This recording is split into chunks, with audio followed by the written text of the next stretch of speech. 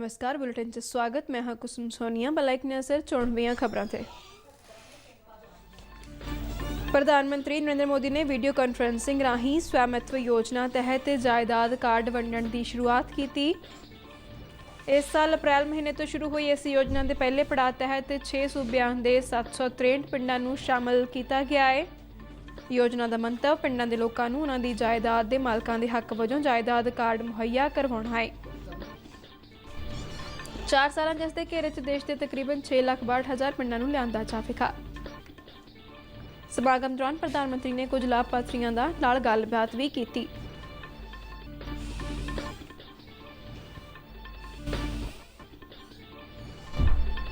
प्रधानमंत्री नरेंद्र मोदी ने कहा है कि दलालां ते विचोलियां राही सियासत करने वाले लोग उन्हां दी सरकार ते खेती सुधारां ते होर उपावां बारे झूठ फैला रहे हैं।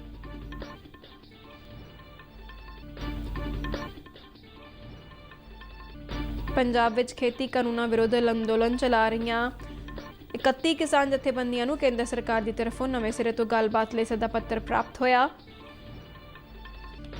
केंद्र सरकार ने हाथरस विच कथित समूहिक बलात्कार मामले की जांच CBI नूं सौंपी।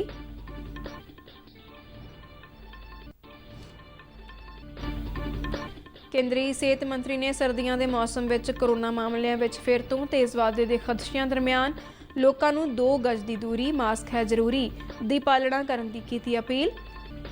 डॉक्टर हर्षवर्धन ने लोगों को बाहर जाने की बजाय घर अंदर ही त्यौहार मनाने लई आख्या।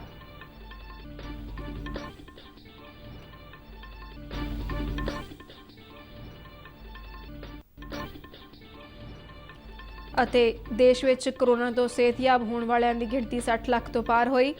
कोविड तो ठीक होने की दर 86.17% ते पुजी। कोरोना की पुष्टि वाले कुल मामलों की गिनती 70,53,806 हुई। ते हुण खबरां दा विस्तार। प्रधानमंत्री नरेंद्र मोदी ने वीडियो कॉन्फ्रेंसिंग राही स्वामित्व योजना तहत जायदाद कार्ड वंडण की शुरुआत की। ग्रामीण भारत विच बदलाव लियाउण ਅਤੇ ਲੱਖਾਂ ਵਿਅਕਤੀਆਂ ਨੂੰ ਸ਼ਕਤੀਸ਼ਾਲੀ ਬਣਾਉਣ ਦੇ ਮੰਤਵ ਨਾਲ ਤਿਆਰ ਕੀਤੀ ਗਈ स्वामित्व योजना पंचायती राज मंत्रालय का एक मुख प्रोग्राम है जिसकी शुरुआत इस साल 24 अप्रैल ਨੂੰ ਕੀਤੀ ਗਈ ਸੀ। इस दा ਮੰਤਵ ਪਿੰਡ ਦੇ ਲੋਕਾਂ ਨੂੰ ਜਾਇਦਾਦ ਦੇ ਅਧਿਕਾਰ ਦਾ ਰਿਕਾਰਡ ਉਪਲਬਧ ਕਰਵਾਉਣਾ ਤੇ ਜਾਇਦਾਦ ਕਾਰਡ ਜਾਰੀ ਕਰਨਾ ਹੈ। ਇਹ ਯੋਜਨਾ 4 ਸਾਲ ਦੇ ਅਰਸੇ ਦੌਰਾਨ ਪੂਰੇ ਦੇਸ਼ ਵਿੱਚ ਪੜਾਅਵਾਰ ਢੰਗ ਨਾਲ ਲਾਗੂ ਕੀਤੀ ਜਾਵੇਗੀ। ਇਸ ਦੇ ਘੇਰੇ ਵਿੱਚ 6,62,000 ਪਿੰਡ ਆਉਣਗੇ। ਕਾਰਡਾਂ ਦੀ ਵੰਡ ਮੌਕੇ प्रधानमंत्री ने कुछ लाभार्थियों नाल ऑनलाइन गलबात भी की। आपको जमीन के कागज मिल गए दशरथ जी? जी सर।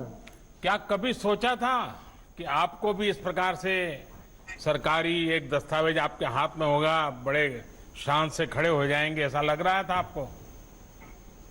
नहीं सर, ये हम कभी नहीं सोचा था सर। जो आज हमारे जो आबादी भूमि का पट्टा मिलने से हमारे परिवार और मैं हमारे सभी खुश हुए हैं सर।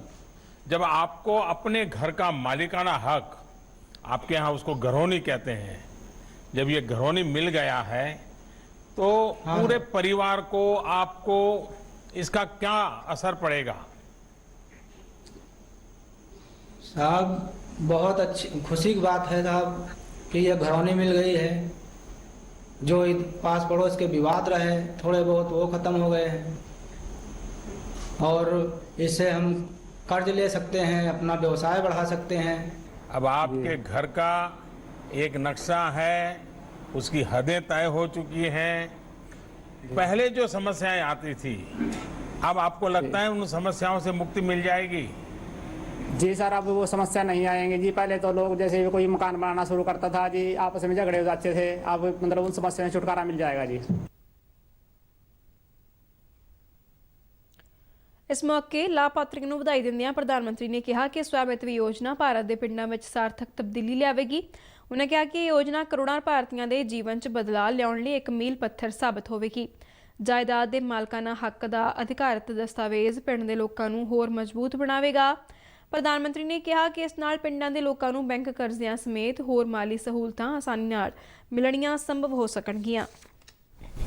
जब संपत्ति का रिकॉर्ड होता है तो निवेश के लिए, नए नए साहस करने के लिए आर्थिक उपार्जन की नई योजनाएं बनाने के लिए बहुत सारे रास्ते खुलते हैं। संपत्ति का रिकॉर्ड होने पर बैंक से कर्ज आसानी से मिलता है, रोजगार स्वरोजगार के रास्ते बनते हैं।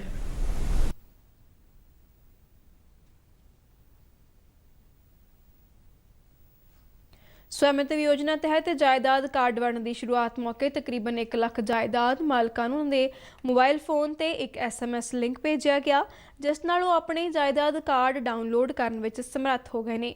ਸੰਬੰਧਿਤ ਸੂਬਾ ਸਰਕਾਰਾਂ ਵੱਲੋਂ ਵੱਖਰੇ ਤੌਰ ਤੇ ਉਹਨੂੰ ਜਾਇਦਾਦ ਕਾਰਡ ਜਾਰੀ ਕੀਤੇ ਜਾਣਗੇ। ਪਹਿਲੇ ਪੜਾਅ ਤਹਿਤ ਤਕਰੀਬਨ 6 ਸੂਬਿਆਂ ਦੇ 763 ਪਿੰਡਾਂ ਨੂੰ ਫਾਇਦਾ ਹੋਇਆ ਹੈ, ਜਿਸ ਵਿੱਚ ਉੱਤਰ ਪ੍ਰਦੇਸ਼ ਦੇ 346, हरियाणा के 221, महाराष्ट्र के 100, उत्तराखंड के 50, मध्य प्रदेश के 44 ते करनाटक के 2 पिंड शामिल ने। देश में पहली बार पिंडां दे लखां संपत्ति धारकां नूं तकनीक की वरतों करते हुए इस तरह की सहूलत इन्ने वड्डे पद्धर ते उपलब्ध करवाई गई है। इस मौके इस योजना के फायदिਆਂ ਨੂੰ दर्शाउंदी एक डिजिटल PPT भी प्रदर्शित की गई। इस तो पहला पेंडू विकास मंत्री नरेंद्र सिंह तोमर ने इस योजना बारे विस्तार विच दस्सिया।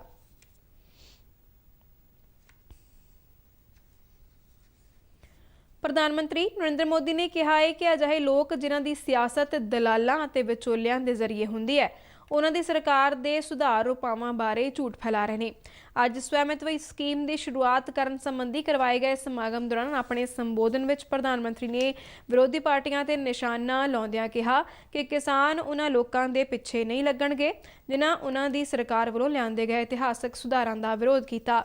नरेंद्र मोदी ने कहा कि उन्होंने सरकार ने पिछले 6 सालों दौरान पिंडां ते उत्थे रहण वाले लोकां वास्ते वो कुछ किया जो पिछले 6 दहाकिਆਂ ਵਿੱਚ नहीं होया।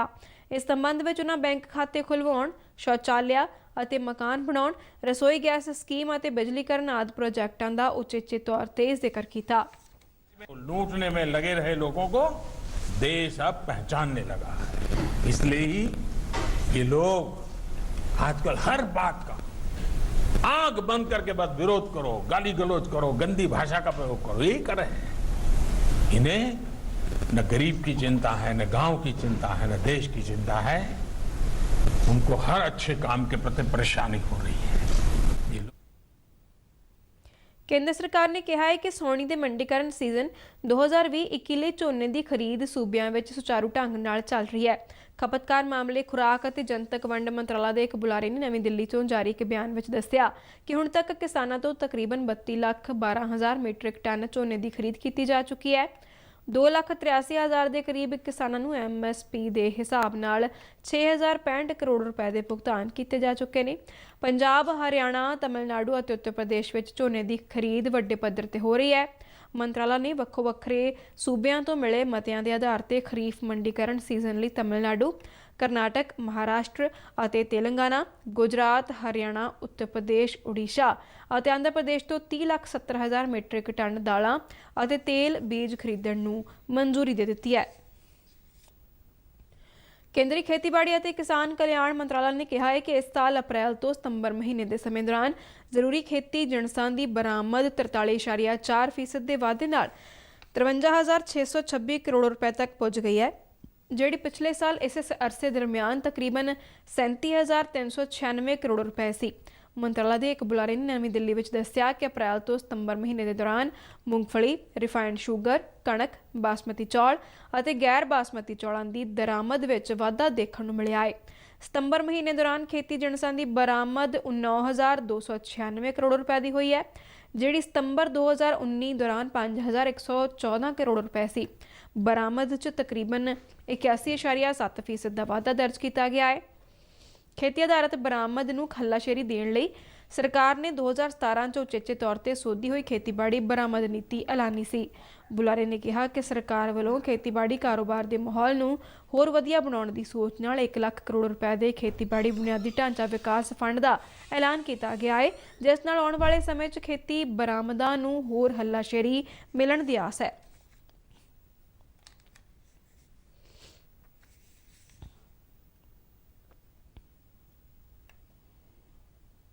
ਪੰਜਾਬ ਵਿੱਚ ਖੇਤੀ ਕਾਨੂੰਨਾਂ ਵਿਰੁੱਧ ਅੰਦੋਲਨ ਕਰ ਰਹੀਆਂ 31 ਕਿਸਾਨ ਜਥੇਬੰਦੀਆਂ ਨੂੰ ਹੁਣ ਨਵੇਂ ਸਿਰੇ ਤੋਂ ਕੇਂਦਰ ਸਰਕਾਰ ਦੀ ਤਰਫੋਂ ਗੱਲਬਾਤ ਦਾ ਸੱਦਾ ਮਿਲਿਆ ਹੈ।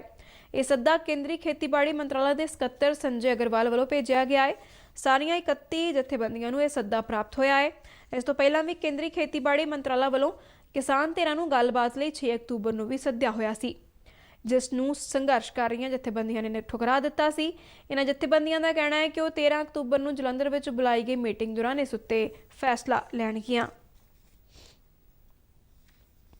ਕੇਂਦਰ ਸਰਕਾਰ ਨੇ ਉੱਤਰ ਪ੍ਰਦੇਸ਼ ਦੇ ਹਾਥਰਸ ਵਿੱਚ 19 ਸਾਲਾਂ ਦੀ ਇੱਕ ਲੜਕੀ ਨਾਲ ਕਥਿਤ ਸਮੂਹਿਕ ਜਬਰ ਜਨਾਹ ਅਤੇ ਉਸ ਦੀ ਮੌਤ ਦੇ ਮਾਮਲੇ ਦੀ ਜਾਂਚ ਕੇਂਦਰੀ ਜਾਂਚ ਏਜੰਸੀ CBI ਤੋਂ ਕਰਵਾਉਣ ਸੰਬੰਧੀ ਨੋਟੀਫਿਕੇਸ਼ਨ ਜਾਰੀ ਕਰ ਦਿੱਤੀ ਹੈ। ਇੱਕ ਸਰਕਾਰੀ ਬੁਲਾਰੇ ਨੇ ਨਵੀਂ ਦਿੱਲੀ ਵਿੱਚ ਦੱਸਿਆ ਕਿ ਨੋਟੀਫਿਕੇਸ਼ਨ ਜਾਂਚ ਟੀਮ ਦੀ ਸੰਬੰਧਿਤ ਸ਼ਾਖਾ ਨੂੰ ਭੇਜ ਦਿੱਤੀ ਗਈ ਹੈ, ਜਿਸ ਮਗਰੋਂ ਹੁਣ ਨਵੇਂ ਸਿਰੇ ਤੋਂ FIR ਦਰਜ ਕੀਤੀ ਗਈ ਹੈ ਅਤੇ ਜਾਂਚ ਟੀਮ ਛੇਤੀ ਤੋਂ ਛੇਤੀ ਫੋਰੈਂਸਿਕ ਮਾਹਰਾਂ ਦੀ ਟੀਮ ਨਾਲ ਘਟਨਾ ਵਾਲੀ ਥਾਂ ਦਾ ਦੌਰਾ ਕਰੇਗੀ। उत्तर प्रदेश के मुख्यमंत्री योगी आदित्यनाथ ने हाथरस मामले की जांच पहला ही CBI तो करवाने की सिफारिश की सी। बिहार विधान सभा लिए 28 अक्तूबर तो 3 पड़ावां तहत होने वालियां चोणां लई सरगर्मियां तेज़ हो गईयां ने। पहले पड़ाव तहत 71 सीटां लई नामजदगी कागज़ भरन दा काम पूरा हो चुका है। इस दे नाल ही सारियां पार्टियां ने चोण प्रचार तेज़ कर दिता है। प्रधानमंत्री नरेंद्र मोदी समेत भारतीय जनता पार्टी के चोटी के नेतावां ने बीते दिन पार्टी उम्मीदवारों की सूची को अंतिम रूप देने लई एक मीटिंग की, जिस विच भाजपा के राष्ट्रीय प्रधान JP नड्डा, राजनाथ सिंह और अमित शाह भी मौजूद सन। भारतीय जनता पार्टी ने 29 उम्मीदवारों के नाम पहलों ही ऐलान दिते ने। भाजपा जनता दल यूनाइटेड नाल रल के विधान सभा चोणां लड़ रही है। 2 होर पार्टियां विकासशील इंसान पार्टी और हिंदुस्तान अवाम मोर्चा भाजपा JDU गठजोड़ के विस्तारित सहयोगी ने। भारतीय जनता पार्टी 243 मैंबरी बिहार विधान सभा दीयां 110 सीटां ते अपने उम्मीदवार खड़े कर रही है। भाजपा ने अपने कोटे चों 11 सीटां विकासशील इंसान पार्टी नूं दित्तियां ने। जनता दल यूनाइटेड 115 सीटां ते चोणां लड़ेगी, जबकि अपने हिस्से दीयां 7 सीटां उसने हिंदुस्तान अवाम मोर्चे नूं दित्तियां ने। बिहार विधान सभा लई मतदान 28 अक्तूबर, 3 नवंबर और 7 नवंबर नूं करवाया जावेगा। केंद्रीय सेहत मंत्री डॉक्टर हर्षवर्धन ने कहा है कि ठंड के मौसम में कोरोना वायरस के मामलों में होर तेज़ी के खदशियां तो इनकार नहीं किया जा सकता। सोशल मीडिया ते संडे संवाद प्रोग्राम दौरान डॉक्टर हर्षवर्धन ने कहा कि कोरोना वायरस साह प्रणाली ते वार करने वाला वायरस है और अजिहे वायरस ते ठंड के मौसम में वधण की संभावना होंदी है। उन्होंने कहा कि सर्दियों में रिहायशां ते भीड़ भाड़ होंदी है, जिस नाल वायरस तेज़ी नाल वध सकदा है। इस संबंध में डॉक्टर हर्षवर्धन ने यूरोपी मुल्कों की भी उदाहरण दी, जिन्हां विचों खास तौर पर बरतानिया में ठंड के मौसम में कोरोना वायरस मामलों में वाधा देखा गया। सेहत मंत्री ने लोगों को इस खतरे तो सुचेत करदिआं कहा कि वो चाहे इसनूं चेतावनी मनण जां सलाह, पर जे त्योहारों दौरान असीं लापरवाही वरती तो कोरोना फिर तो खतरनाक रूप लै सकता है। इसलिए उन्होंने ये अपील है कि त्योहारों दौरान 2 गज की दूरी, मास्क है जरूरी की पालना जरूर करन। उन्होंने लोगों को बाहर जाने की थां घर के अंदर ही त्योहार मनाउण लई आख्या। भारत में बीते दिन 74,000 के मौसम में कोरोना का खतरा बढ़ने का सवाल है, तो मैं एक बात साफ कर दूं कि सर्दी के मौसम में यह देखा गया है कि प्रदूषण बढ़ने पर सांस की बीमारियां बढ़ जाती हैं। सामान्य रूप से वायरस ठंड और शुष्क जलवायु में लंबे समय तक जीवित रहते हैं। भारत में बीते दिन 74,383 नवे कोरोना मामले आने तो बाद हुण तक कोरोना की पुष्टि वाले कुल मामलों की गिनती 70,53,806 तक पहुँच गई है। केंद्रीय सेहत मंत्रालय अनुसार कोविड-19 के एक्टिव मामलों की संख्या लगातार तीजे दिन 9 लाख तो हेठा बनी रही। इस समय भारत में 8,67,496 कोरोना के एक्टिव मामले ने, जो कुल मामलों का 12.3% बनता है। देश में कोविड-19 तो ठीक होने वालों की गिनती 60 लाख तो पार हो गई है। इस समय ठीक होने की दर 86.17% दर्ज की गई है। मंत्रालय अनुसार बीते दिन 918 कोरोना मरीजों की मौत हुई, जिस नाल हुण तक इस महामारी कारण मरन वालों की गिनती 1,08,334 हो गई है। पंजाब सरकार ने कोविड-19 संबंधी चिंतावां ते डर नाल नजिठण लई ई-संजीवनी प्रोग्राम तहत 104 मैडिकल हैल्पलाइनां समेत टोल फ्री नंबर 1800 1800 4104 ਤੇ ਹਫ਼ਤੇ ਦੇ 7 ਦਿਨ 24 ਘੰਟੇ ਟੈਲੀ ਸਲਾਹ ਸੇਵਾ ਸ਼ੁਰੂ ਕੀਤੀ ਹੈ। ਚੰਡੀਗੜ੍ਹ ਤੋਂ ਜਾਰੀ ਇੱਕ ਬਿਆਨ 'ਚ ਸੂਬੇ ਦੇ ਸਿਹਤ ਮੰਤਰੀ ਬਲਬੀਰ ਸਿੰਘ ਸਿੱਧੂ ਨੇ ਕਿਹਾ ਕਿ ਹਰ ਵਿਅਕਤੀ ਦੀਆਂ ਚਿੰਤਾਵਾਂ ਨੂੰ ਦੂਰ ਕਰਨ ਅਤੇ ਕੋਰੋਨਾ ਮਹਾਮਾਰੀ ਬਾਰੇ ਉਹਨਾਂ ਦੇ ਖਦਸ਼ਿਆਂ ਦੇ ਨਿਪਟਾਰੇ ਲਈ ਇਸ ਮੁਫਤ ਟੈਲੀ ਸਲਾਹ ਸੇਵਾ ਦੀ ਸ਼ੁਰੂਆਤ ਕੀਤੀ ਗਈ ਹੈ।